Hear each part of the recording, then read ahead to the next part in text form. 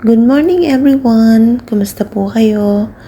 Sa video na to, magluluto tayo ng cheesy spinach stuffed chicken breast. At ayan, isison natin ng salt and pepper. Lagyan na din natin ng paprika. At side by side hanggang sa maubos natin ang chicken breast. At i-prepare na din natin ang ating papalaman sa loob. Yan po ay cream cheese, parmesan, at nilagyan ko din ng mozzarella.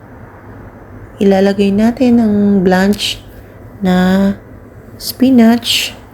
Pero pag yung spinach po na baby spinach, okay na din kahit hindi i-blanch.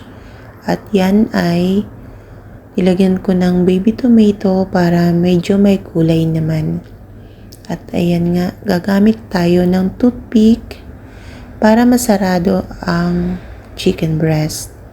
At yan nga, minsan talagang lumalabas ang mga mixture na pinasok natin sa loob.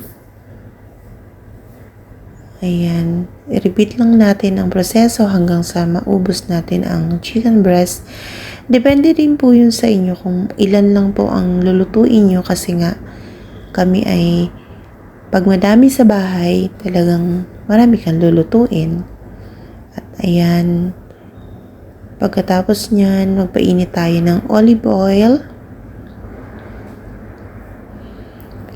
At ilalagay na natin, ipan-fry lang po natin ng few minutes hanggang sa konting brown. At i-bake natin yan sa 180 degrees Celsius sa looban ng 45 minutes.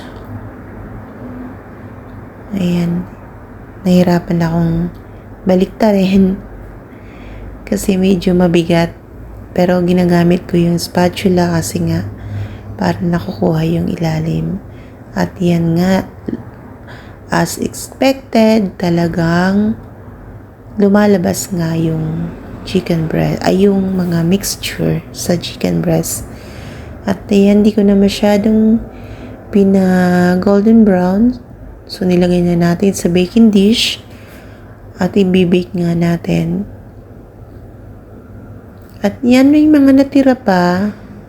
Sayang naman, nilagay ko na lang on top tapos binake ulit natin ng mga 10 minutes para maluto lang yung ng spinach.